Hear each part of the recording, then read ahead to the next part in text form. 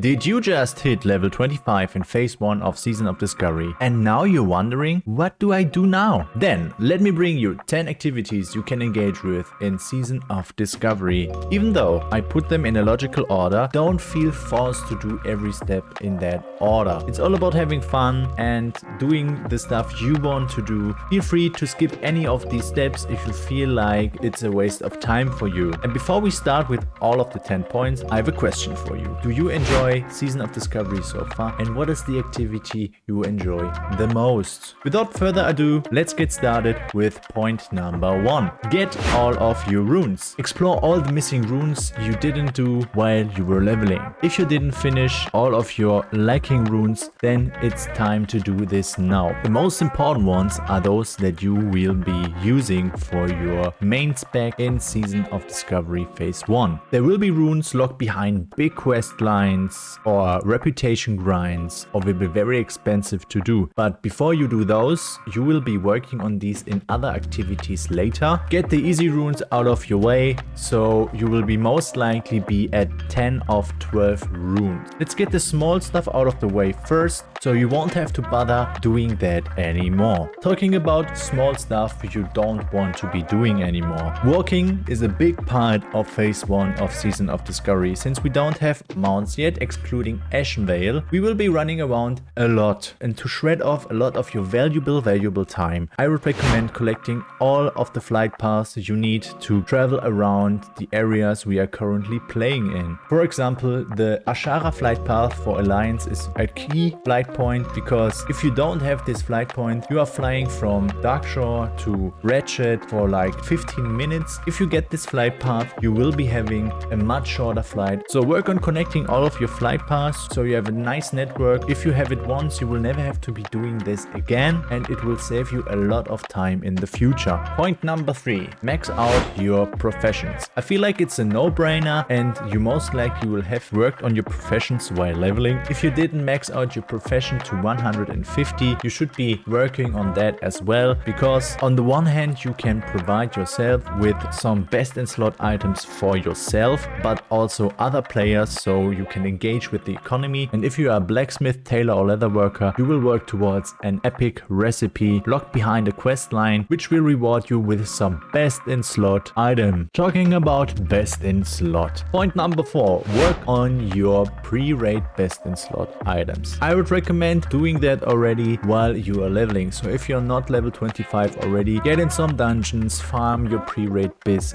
items. Don't bother spending so much time on farming these pre-biz items, because you will be getting into Black Fathom Deeps anyways. Even though there are people that require 6k gear score from you, Black Fathom Deeps is easily doable if you're almost green geared. But if you get some items on hand, you will be able to farm better, solo some quests easier, get into groups faster, and be able to pawn some noobs easier in battlegrounds. With these 4 points, we won't have to be traveling around the world as much anymore, and we can focus on the main 3 objectives in phase 1. Number 5, farm your Black Fathom Deeps lookout every 3 days. Black Fathom Deeps is the changed version of the classic one. So we will be raiding Black Fathom Deeps for a while now. You will be able to get the best items in this phase so far. So if you didn't get your pre-raid biz items, you will be able to replace them very quick, including a set for every kind of armor type and even some epic weapons. Number 6, farm your Azeroth Commerce Authority or Durotar Supply and Logistics reputation. To increase this reputation, you need to hand in waylaid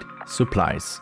If you didn't know so far, you can hand in unfinished supply crates for a lower reward. So if you find some waylaid supplies and can't finish them, just hand them in. If we farm this reputation, we will be able to get a 10 slot or even a 12 slot back. For every class, there is another rune locked behind the honored reputation. I think this is a very important reputation to farm, because I think we will be working with these factions in the following phases of Season of Discovery. So I think every time you spend working towards this faction will be very worth it. Point number 7, farm your Warsong Gulch reputation. Same as in normal classic, you can farm Warsong Gulch to improve your reputation with your Warsong Gulch faction. But in phase 1 of Season of Discovery, we also get another way of farming that reputation by engaging in the Ashenvale PvP event. In the Ashenvale PvP event, you will get more reputation easier, but you will be able to spam Warsong Gulch faster.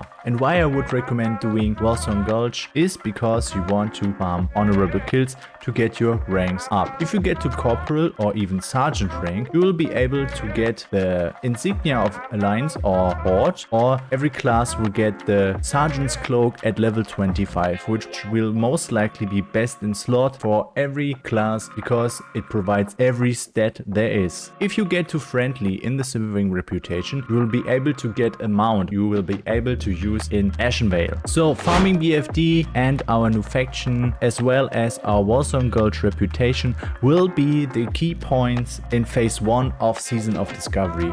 Now let's get to the last 3 points. Point number 8, farm gold. As in every version of World of Warcraft, it's important to get some gold. You will need gold for runes, consumables, and even your Ashenvale mount. There are several different ways of making gold, but there are 2 I would recommend to you that are quite easy to do. Number 1, do some quests in the leveling zones. When you get to level 25, the amount of gold you get is increased. So you will be able to get to like 1 gold per quest, and if you finish some old quests you won't need in phase 2, just do those, get some gold. If you've already did this, I can recommend to you the iridescent pearl farm because everyone needs the iridescent pearls for their professions, and it's a very valuable item going for like 6 gold on my server currently. If you want to farm some iridescent pearls, I would recommend going to wetlands and farming the murlocs on the upper side of Manitil Harbor. Point number 9, play some odds. Guys, it's Season of Discovery and it's all about discovering new stuff and new classes, and the level 25 cap is giving us this opportunity as no game ever did so far. So play some olds. If you did see something you find very cool, please play some olds. I will be playing a warlock and I want to be playing a priest myself. Another question for you, are there any olds you want to play? Which class is the most fun for you so far? Type it in the comments. We will never be able to try out so much stuff easier than now. And number 10, the final point of this video, please have fun. So like I said in the start of the video, if there are any points you don't feel like engaging with, then just skip these and do the things you want to do. If you just want to play alts, play alts. If you just want to PvP, do that. This video is just a guideline for those people who want a helping hand to tell them what they are able to do in phase 1 of Season of Discovery. And if this video provided any value for you, I would love to get a like on this video and subscribe to this channel. If you want any content like this again, leave a comment below. I'm also streaming regularly on Twitch, link in the description below, and enjoy your Season of Discovery journey and have a good day.